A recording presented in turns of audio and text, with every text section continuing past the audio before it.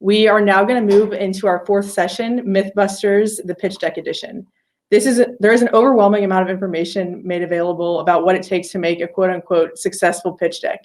We will be presenting a panel of startup experts and venture capitalists to talk about what is important to talk about, how to do it, and why. They'll cover common misconceptions, how to prioritize, what makes a compelling presentation, and the most frequent mistakes they've seen. Without further ado, here is Christina Bryan, the CEO at Gladiator Consulting, and our pitch moderator today. Good afternoon. If you're in Austin, Texas, like I am, welcome to Pitch Deck, the MythBusters edition. That's a mouthful.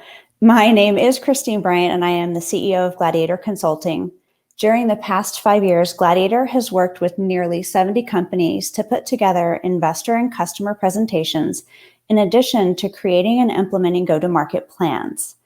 With me today are Jim Brown, Carolyn Jenkins, and Kurt Wilkin. First, let's please welcome Carolyn. Carolyn has been a founder of multiple startups and is familiar with the fundraising process. Carolyn, can you tell us about yourself and share a few highlights? Absolutely. First, thank you. I'm excited to be here with you and Kurt and Jim today, and I appreciate the invitation.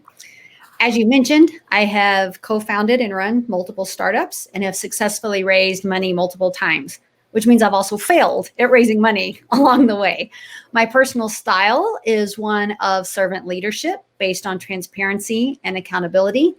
I enjoy mentoring startups, which includes revealing my many bruises and setbacks and not just my successes. Thank you so much, Carolyn.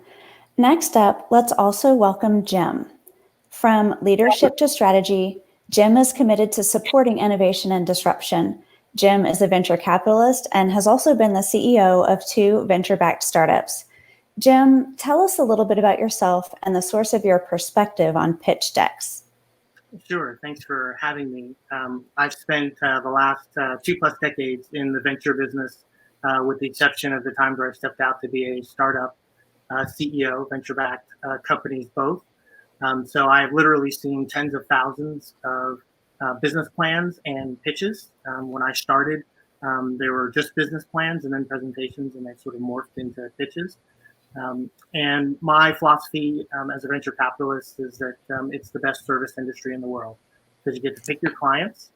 They tend to listen to you because you're writing them a check. But your job is to make them successful, not the other way around. And so I'm honored to be here and serve and provide some guidance to a prospective entrepreneur. Thanks so much. And last but not least, please say hello to Kurt. Kurt, as an angel investor and an entrepreneur, why are pitch decks so important? And how has your professional journey given you opportunities to experience them? Well, they're important because it's your first eyes that people see about your business. Why I am a pretty good judge is I've had some entrepreneurial success. I've also had a lot of failures. Like Carolyn, I've learned from the School of Hard Knocks. And I've seen also thousands of pitch decks and business plans. I've invested in quite a few, over 60, I believe. I've had enough successes so that I look pretty smart, but I've had enough failures that I learned that I'm not as smart as people might think I am. All right. Thank you so much. Now let's dive right into myth number 1. Our first myth is that you should pitch to anyone that will meet with you. Kurt, can you tell us why we would consider that a myth? Well, I'll give you 2 perspectives. The first one, why it's a myth, is because you need to know your audience. Not everybody is a fit for your business. If you're a SaaS software, for example, you're not a fit for a CPG VC. So you're wasting their time and you're wasting yours. On the flip side, you may want to get a few pitches under your belt so that you perfect your pitch before you go in front of the folks who you think are great audiences. The challenge there is if you tick off some people along the way by wasting their time. So, sure. Our second myth is that it doesn't matter how your pitch deck looks as long as you have a great idea. Carolyn, tell us more about that. It's so wrong, so wrong, in so many ways as well. When you are presenting, a pitcher says more than 1,000 words, right? We all heard that, and that's true in your pitch deck as well. You really do need to invest in someone who is going to help you do professional looking graphics and design so that the visual tells the majority of the story very quickly. then as you present, you can say all the words, but nobody wants you to read word for word from a slide. It's insulting and boring. Of course. Now, I know that there's a ton of information out there about what a good PowerPoint presentation looks like, from the number of words on the slide to the size of the font to how do you balance text and graphics. Is it different for a pitch deck, or is a good presentation a good presentation? I could weigh in there, and I'd love to hear from Jim. I'm a busy guy, and I'm not big into details, so don't dazzle me with tons of words. If there's a lot of words on the slides, I'm probably zoning out on you. But I think I like Carolyn's idea of having some pretty pictures to kind of paint a visual, because it is a land of first impressions. But at the same time, it's your story that you're telling that makes the biggest impact. Yeah, Kurt, I agree with that. And I would add that the best presentations that I've seen actually aren't presentations, they're conversations in which the audience is engaged to give real-time feedback. And it's a great opportunity, one, to get that feedback in real time so that you can pivot your conversation and your presentation in a way that's most relevant to your audience. And it's also a great way to get real-time feedback on what it is you need to be focused on. And so by definition, if you're going to do that, having a presentation that is flexible enough that you're not locked into a particular script, such that if someone asks you a question or shows that they're just interested in a particular section, your entire presentation or idea of such isn't completely blown out of the water, is best. It gives you the flexibility to engage your audience and actually get them excited about what it is that you're pitching to them, which is really the whole idea and purpose of that first meeting. So this sounds like one of the areas where practice probably helps. Practice, but also, Christine, I would add to that, practice with a person whose job it is to interrupt you, not follow your agenda, not follow your outline, and take you all over the deck. Because if you memorize it and it's rote, you'll get thrown. If you have that kind of conversation Jim's brought up, you won't be able to flow. You really need to practice from all types of angles. And with anyone who will listen to you, get a friend, get your parent, get someone who doesn't understand what you're even talking about to make you learn how to pitch it in a way they understand it. Yeah. I love that. Yeah, Kurt, what? I totally agree with that. I think practice does make perfect, and don't memorize it. The other thing that following up on what Jim said as far as graphics and details, and I've seen so many entrepreneurs who are afraid to present because they want the perfect pitch deck. They want to make sure everything's perfect. And you're never perfect. It's always a work in progress. As Jim said, it's more of a conversation. So just get out there and put your best foot forward, and you're going to learn along the way. Because if don't let the perfect be the enemy of the good, as they say. Yeah, again, I agree with that. And I would also add, it's a great analog for startups generally. It's never going to be perfect. And even if you think it is, it rarely survives outside of the test tube, outside of the environment in which you think it is perfect. And so the idea of getting it out there and getting that specific market feedback from prospective investors or prospective customers for a startup idea more generally is always one of the great ideas. One of the great lessons that I learned was from my first CEO gig. I was fortunate enough to hire a great VP of engineering, and he told me a line that I'll never forget. He said, "Good enough is a business decision." And I think that's really important. Speed to market, time to market, getting that real-time feedback so that you can get on with the business of doing business is critical. I love that. And I was actually getting ready to use that good enough as a business decision, but I was going to give you credit, I promise. Our third myth, send the pitch deck before you meet with the investor. Jim? Yeah, that's a challenging one. And so if I dovetail off of what we just talked about, it's probably not a good idea because most investors won't have a full understanding of what your pictures mean. They say 1,000 words, but usually you have to give people 1 or 2 words to actually cue them up to what the other 1,000 or 998 are going to mean. And so sending a pitch deck that is flexible enough to allow you to pivot and great enough to tell a story is probably not sufficient as a precursor.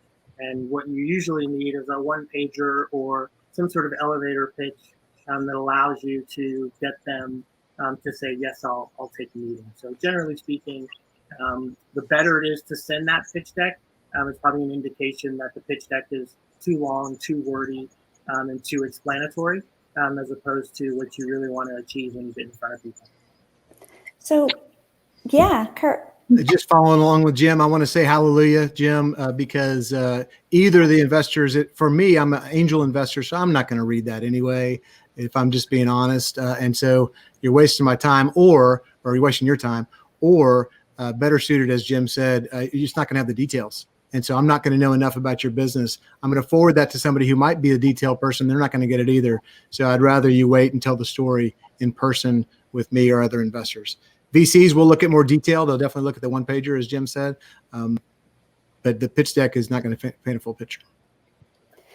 Jim, will you tell us a little bit more about what you see as being really necessary to include in those introductions that you would send that aren't a pitch deck?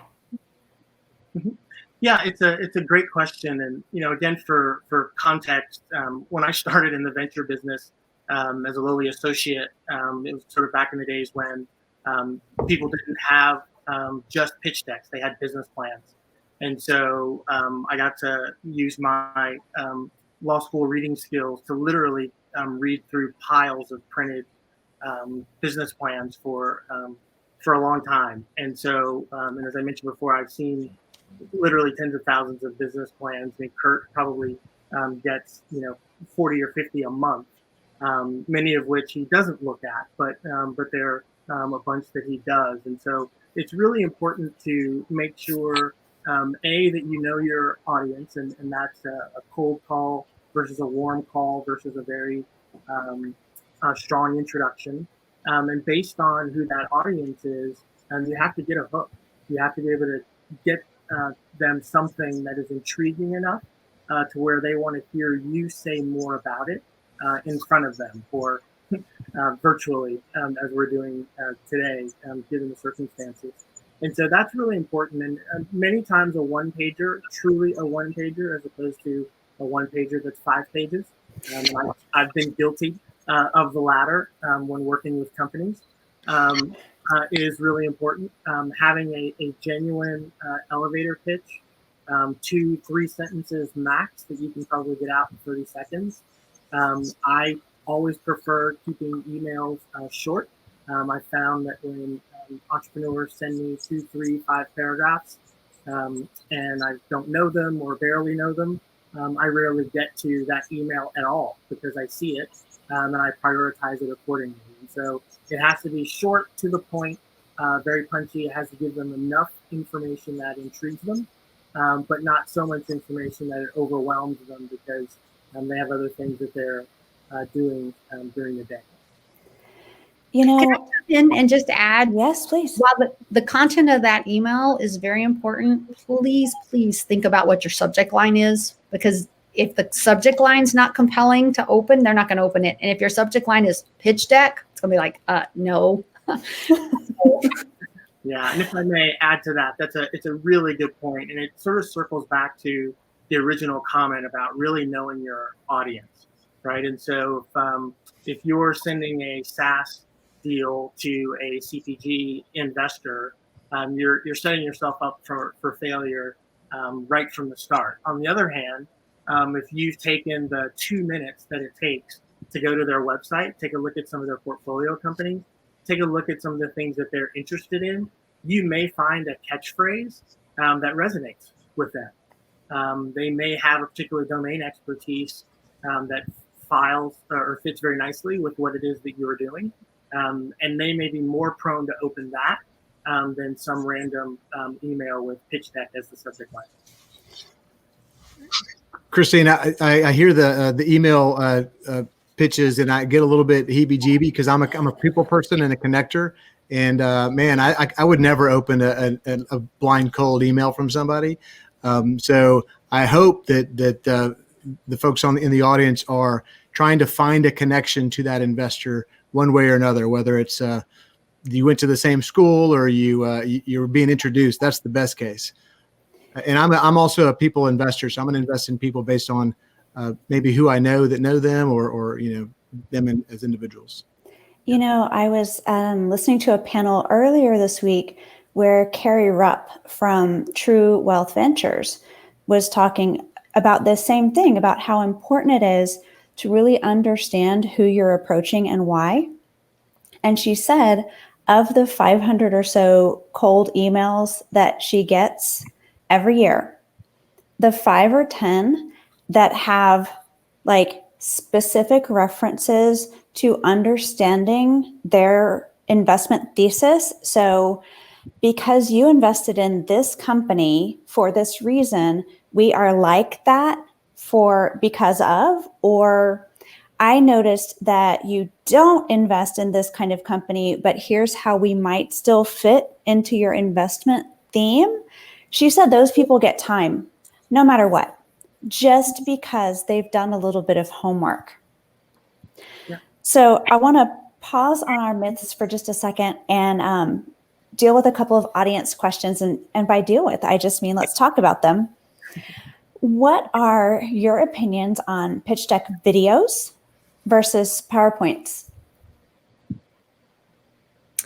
Well, I would go back and argue that I think we're all kind of advocating you really shouldn't be sending your pitch deck via email. That's sort of a last ditch resort, right? You might send a one-page executive summary in an email.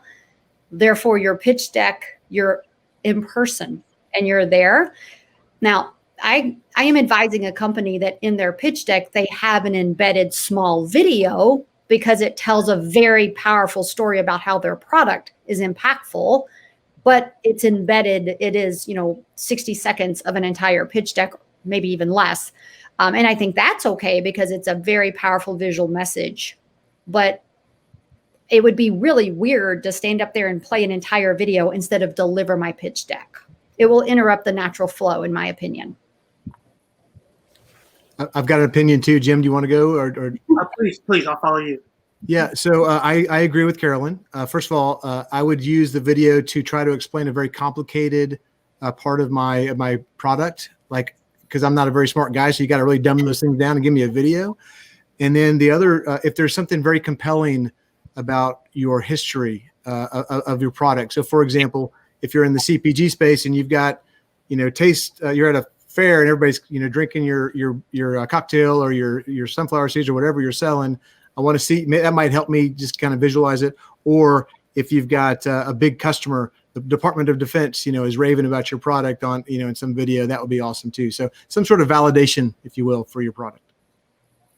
Yeah, I'd follow along with that. Like Carolyn, I actually sit on the board of a company right now, and they have some video embedded in their pitch deck. And it really brings the strength of the technology to light, especially in contrast to what the current gold standard is.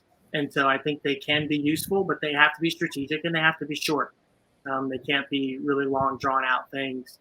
As for a video pitch as opposed to an in-person or even a Zoom pitch, to be honest, I don't think I've ever seen one. And it doesn't mean that one hasn't been sent. But in this cybersecurity world, the idea of getting an email with an attachment from someone that I don't know, I've never heard of, is sort of an automatic no. So we've talked a little bit about how important these pitch decks are to have these conversations. Now, there is a ton of wisdom out there about how many slides should go into a pitch deck, how long should it be? But Kurt, can you talk about, is it the number of slides? Is it specific points of information that really matter? Help me understand what will keep your attention, Mr. Short Attention Span.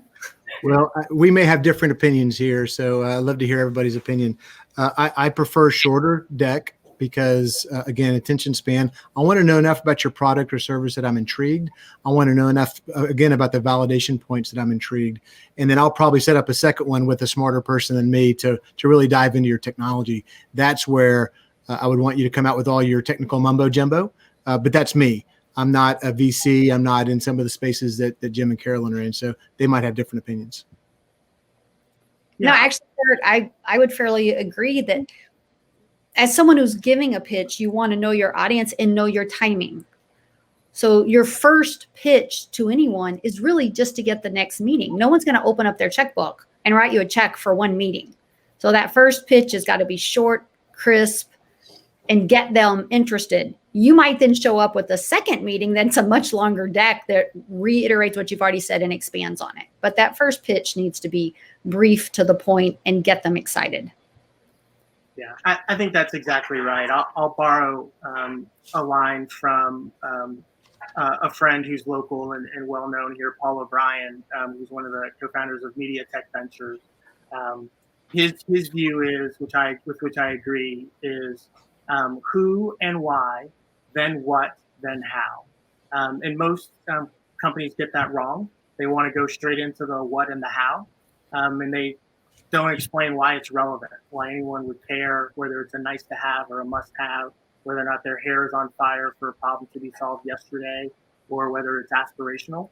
And so if you cover those basic tenets, and in theory, you could do that in 4, maybe 8 slides, then that's the route that I would go. What I would also say, however, and this may be more true of folks in the venture space, but I'm not really sure, you also need to have the flexibility with an appendix to be able to go deeper if you want. I'm going to join Kurt and Carolyn in saying that I've been very, very fortunate in my investment history. I've invested in companies that most of the audience has probably heard of, some multi-billion-dollar exits, and I've also invested in some companies that I wished I'd never heard of. No one goes through this business of investing undefeated. And the question is, do you learn and get better? But one of my more successful businesses was an investment team that I had. And so there are a lot of companies that I may not have otherwise taken a meeting with, that I took a meeting with because I was trying to understand the space a little bit better. I wanted to understand the problems as other people saw it a little bit better, and I wanted to dig a little deeper. And so the quid pro quo, if you will, was that I was giving these companies real-time feedback and real feedback. And if they impressed me and surprised me, then we go with a further meeting. But as I got smarter in that particular space, I asked deeper questions. And sometimes I did that in the first meeting. And so again, it's a function of know your audience, but also be prepared. I think you ought to be prepared to come in, and if uninterrupted, you should be done in 20 to 30 minutes max. If you just get to speak straight through, and even that's kind of pushing it a little bit. And your goal, I think, would be to stretch it to 45 minutes to an hour. And if they're really excited, maybe even more. If it goes further, they're going to ask you more information, and you need to be prepared to be able to pivot and go deeper if necessary. So all those backup slides should not be in your main presentation, but they should be there just in case you are with a domain expert, or you happen to have that technical person who happens to be available, pops in halfway through the room, through the meeting, gets called in by the person you're meeting with. It says, hey, I think this is pretty interesting, but there are a couple of questions here, and be prepared to do that. I love it. And we have a question from the audience that I'm really excited to hear the answer to. And the question is, what's a good subject line? Are there any subjects, emails that you've received that you were excited to open? What makes something memorable? I'll give a pass, and then I'll let Carolyn and Jim weigh in. I'm going to go back to the reason I would open the email in the first place, and that is, ideally, it's Jim introduced me to entrepreneur and introduced him to me, and it's a validation point. Or, Jim Brown suggested that I reach out to you. I have an interesting concept. Or I know you, just as Carolyn was saying, if you invested in open lending, you might be interested in ABC Co. Yeah. Go ahead, Carolyn. I'll let you is Yeah, the only thing that I would add, all of those, I'm most likely to open something if it's a referral and that subject line says it. Or maybe if they've spent the time to go look at my social media and can tell what I care about. So if someone sent me a subject line that was, related to breast cancer or related to Parkinson's or related, something that they know that I post a lot about, then I might open it. Because again, it's like, wait, they've done a little bit of homework. They've done a little bit of research. They know something I care about, and they better be pitching me something that's related to that. It's like, yeah. No sneak attacks. Delete real fast after that. Be careful who you get the referral from, because most people know if they get a referral from Kurt Wilkin, they're not going to open the emails. So be careful with that. Oh, and so on a scale of 1 to 10, citing a referral who didn't actually refer you? Ooh, no. That's a negative number. That's actually not good. Yeah, you open the email because you won't know, but when you rat that out, and you will find that out, that person's gone, and that's huge reputation damage, and that's the kind of stuff that's hard to recover from. You can recover from you gave a bad pitch. It's really hard to recover from you misled, you misrepresent, you don't have the highest integrity. Absolutely, yeah. Adversity, as I like to say, reveals character more than it builds it. And if you're willing to take those steps just to get a meeting, there's no telling what you're willing to do when things get tough. And in a startup, things always get tough. Hey, Christine, slightly off topic, but on the same topic about referrals, I'm going to want to know a little bit about. Let me step back. I've received pitches before from somebody that's pitching me here in Austin, which is where I live, and they're from Boston. And I want to know, how's the Boston community receiving your pitch? And I've had a couple of cases where they're fleeing Boston because of reputation, and so they're coming to another town. So be careful with that. I don't know, as an entrepreneur, I'm not sure how I'd be careful with it, but know that people are going to check up on you. Yeah. I'll give a small world opening. In the spirit of the Trojan horse, if you will. There are folks out there who just genuinely enjoy helping folks. I think we all fall into that category. And so a lot of times people get very transactional about their idea and about their pitch deck.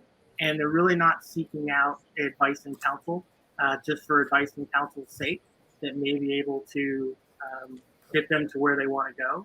And so I liken it a little bit to networking, where you may meet someone just to get their perspective on a particular area of interest.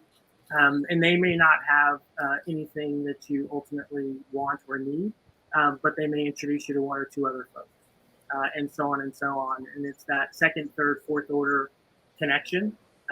If you're doing a good job of impressing them and following up and doing the appropriate things, that may get you ultimately to where you want to go. And so there are times when I've jumped on the phone for 15 minutes with someone, or taken a quick coffee meeting in an area that I have zero interest in, but an entrepreneur who generally was looking for advice and counsel. And part of what I try to do is rehabilitate the less than favorable impression that people have of VCs sometimes. And so I'll actually meet with folks and let them know that ultimately we're about helping people succeed.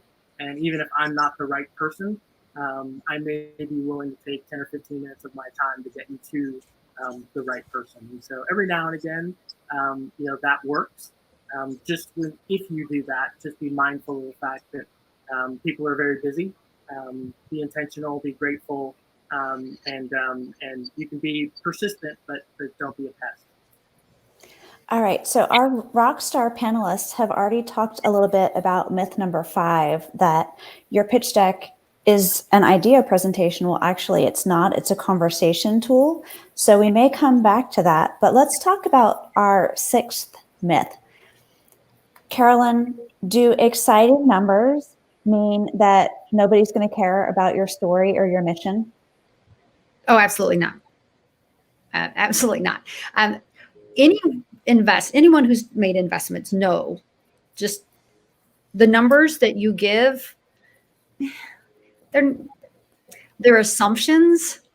You're not going to hit those numbers, right? Because they're based on an awful lot of assumptions. You present numbers because it's important. It is like the TAM and the SAM should be real, but what you can address, what your sales are going to be. I mean, these are based on tons of assumptions. So it's really an exercise, in my opinion, to make sure that as an investor, the investor wants to understand that you understand financials and you understand what things you need to track, and you have some goals and you have some objectives and you have some planning tools, but they're all going to change. But none of those things are going to be achieved if you don't have the passion, if you don't have the product, the right product market fit, and you don't have the right team. So the financials, while important, are definitely not the most important thing. Go ahead, Kurt. No, please, Jim. I'll go after you. I've never gone to a CEO or a founder and scolded them because the original numbers they gave me were too conservative, and they were just blowing them away so badly that I'm offended. So have the numbers be somewhat realistic, and generally speaking, something that you can achieve. The other quick thing that I would throw in is that if you put up numbers, make sure you're able to demonstrate that you understand the economics of your business. Because what a lot of people do is they throw up numbers, but they don't really understand what the cost drivers are, what the revenue drivers are, how much it costs to acquire a customer, how much it costs to service or deliver your product.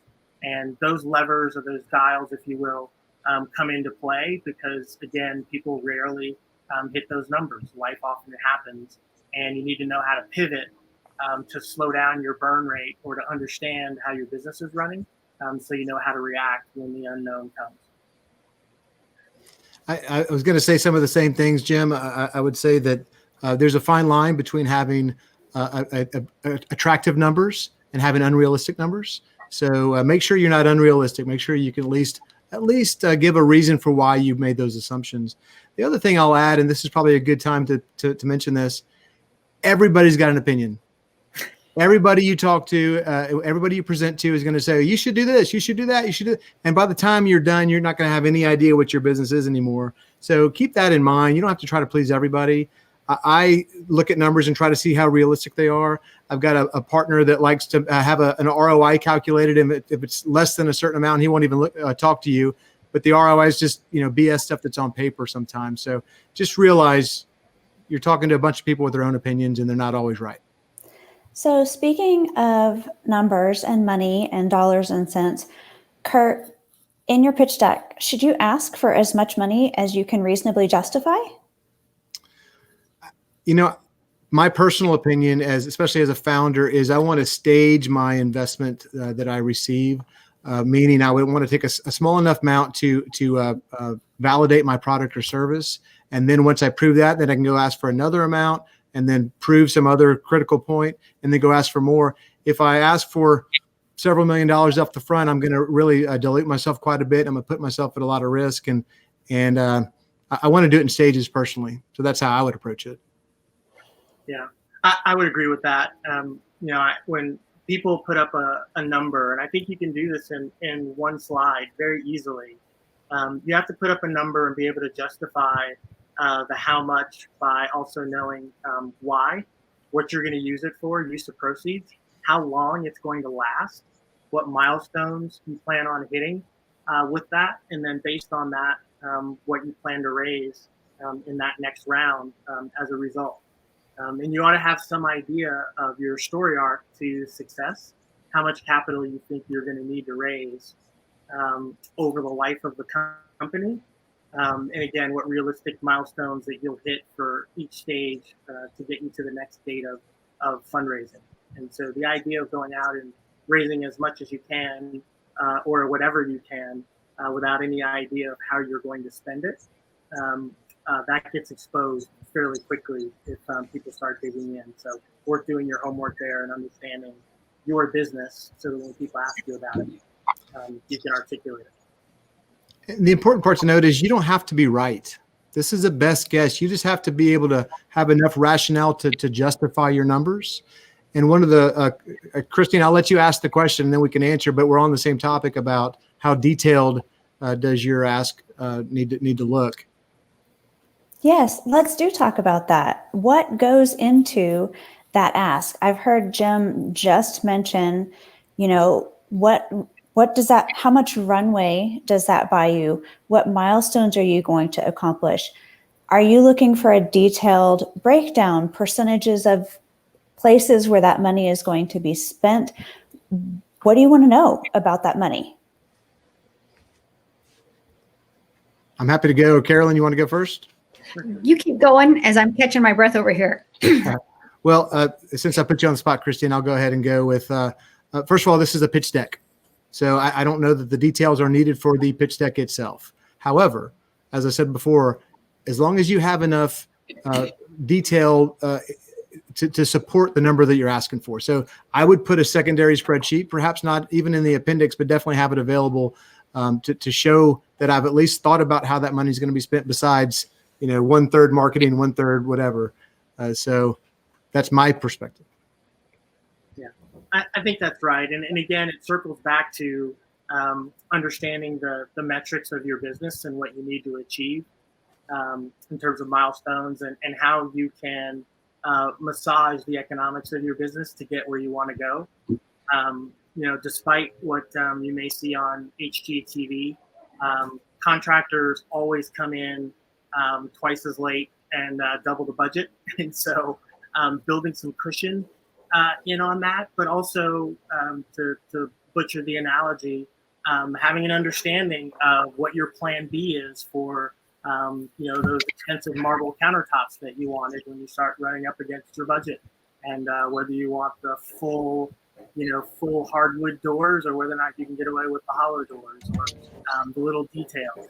Understanding what it is that you can give up to get to your ultimate goal is important, because the last thing that you want to do, and unfortunately this happens far too often, is raise the capital that you wanted and then come to the realization that it's not enough and have to go back to those same investors or different investors and explain to them how you didn't hit your milestones, you didn't achieve what you said you wanted to achieve, and now you need more capital. That's a much more difficult conversation than even getting capital the first time. So I'm going to share a mistake, actually.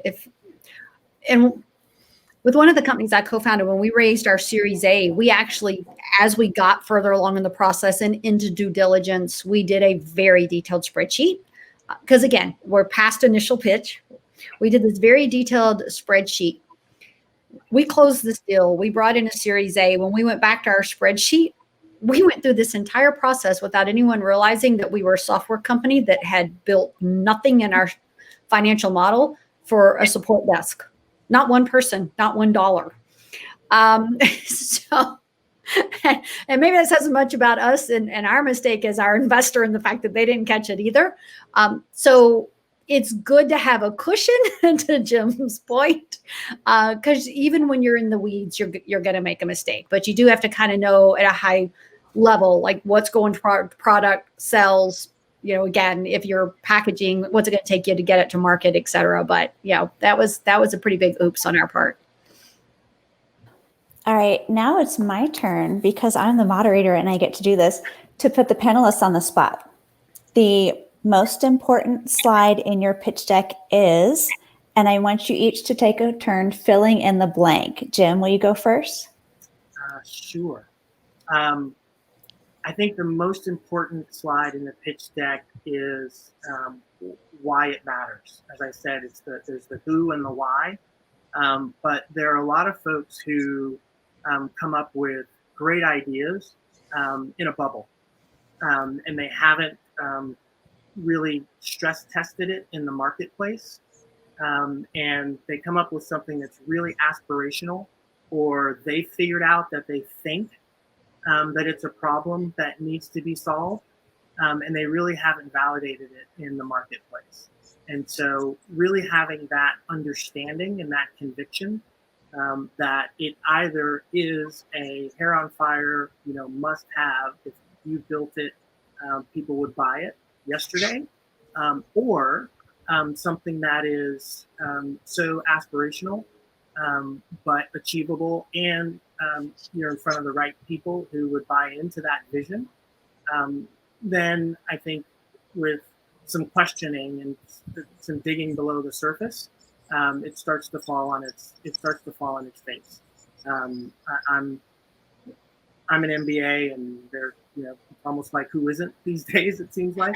But there are so many great ideas that come out of a class or a symposium, or I'm interviewing for something, but just in case, I've always wanted to be an entrepreneur, and they look really good on paper to the person who is the author, but really don't survive the real world testing. And so having that understanding and that conviction as to what the why is, I think is critical.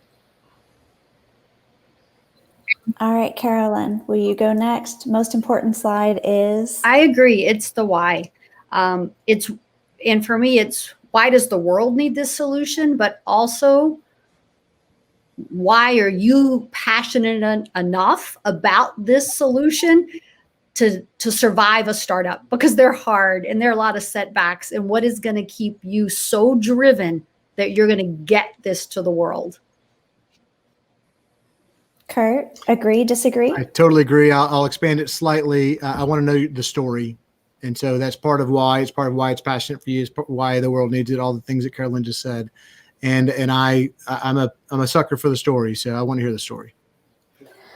All right. So I'm going to just jump in and just amplify the word that Kurt just gave, because it circles back to what we talked about earlier about having a conversation. What does presentation mean? The word story is important. People like stories. They like being told a story. They like being involved in a story. People tend not to like presentations. And so go in and tell a compelling story about you, about your co-founders, about the people you've been able to recruit, and obviously, most importantly, about your idea, and perhaps even more importantly, how you're going to execute on that idea. Walk out of the room with people being pretty fired up about the story that they've heard, as opposed to grading your presentation. So Jim, a little bit ago, you talked about being persistent but not becoming a pest. Where is that line? How do you know? It's a great question, and it's not one that's easy to answer. There are great salespeople who could probably give a better answer than I could. I think the key is to be respectful. If you follow up, do it with some sort of cadence. Daily is probably a really bad idea. Weekly is somewhere in the zone. The first one or two times. Monthly or quarterly, maybe easier. Again, you're trying to develop a relationship. Remember what Kurt said earlier. People invest in people, ultimately. They don't invest in ideas. They invest in people about whom they are confident can execute. And so think about how you would develop a relationship. You would do it over time. You would do it softly. You wouldn't necessarily be in someone's face forcing a yes or a no, or a go or no go decision. Because as I've learned, if you're sitting on the fence, there's only one way to fall. And so, if I look at 2, 3, 500 deals in a year, and that's not uncommon, I might do 2 to 4. And so if you're forcing me to make a decision, as one of my partners used to say, no's come quickly. Yeses take longer. And so if you're willing to ride it out and be respectful, but also be, passionately persistent, then I think you're on the right track. Kurt, I saw you nodding and shaking your head on some of those time horizon. So you may have a perspective on that that's good as well. No, I thought everything you said was spot on. I was just shaking my head. Definitely had a day. Don't follow up with me daily because I'll delete you pretty quick. Probably even the same with a week. I don't want to say too much because Jim covered a lot of it. I would say use your EQ to decide if you're being persistent or annoying. If you told your story and you had people just grasping it and just loving it and wanting to help you, that's persistence. If they couldn't get rid of you fast enough, that's annoyance. All right, so with our final few minutes, let's do a little bit of a lightning round. What is one thing that we have not covered that you would leave our audience with as something important about this process or your pitch deck? What goes into it? Carolyn, will you go first? Yes, sure. So I would say be ready for a marathon. It's not a sprint. And be ready to have bad days and failures and look at each one as a step to the success, right? You're not going to pitch once or twice and all of a sudden get an investor. That would be unusual. And you're going to have setbacks. Being a successful founder and entrepreneur is a lot about stamina and mental positivity. You, Jim, what is your most important lesson? I would take, excuse me, I would take one thing that Carolyn said and one thing that Kurt said and kind of meld them together. One is about that perseverance, but also get outside of your comfort zone, and that includes your geographic zone. I'm not sure where our audience is from today. We all happen to be in Austin as panelists, but don't be afraid to talk to folks on the West Coast, folks on the East Coast, folks in Chicago, folks in Atlanta and Tampa. There are a lot of really good investors out there, many of whom have a domain expertise that will align very well with what it is that you do. And dollars cross borders. So don't be afraid to go out and expand your denominator, if you will, because the percentage of folks who are going to be interested in actually invest is going to be low. If for no other reason than you'll get relevant feedback. And that is extremely important. So you might even want to start outside and then hone your pitch and then come back inside. All right, Kurt, bring us home. I'll be real quick. I think it's really good. That old mantra of it's who you know is the one thing, and find people that you know, and there's mentors out there. So my point is, use your relationships, develop those relationships, and be a sponge. Take advantage of any of those investors who might want to be mentors to you, want to take you under their wing, especially younger folks who they really feel a lot of passion for. So if our audience still has any questions, comments, concerns, wants any additional feedback, my team and I have been providing complimentary pitch deck reviews. We also have a pitch deck checklist that you can grab from our website. And so if you want to have some additional support, I know that these panelists are amazing. I know that my team and I are happy to help. That's why we're here. And I want to thank Capital Factory for having us. And I want to, again, express my appreciation to the panelists who agreed to join me today. Thank you. Thanks for having us. Thank you. Thank you to Christina for moderating, and to Jim, Carolyn, and Kurt as well. We really appreciate all of you who tuned in today and participated in Austin Startup Week's Sales and Biz Dev track. This is the end of our track today, and thank you again, everyone, for coming.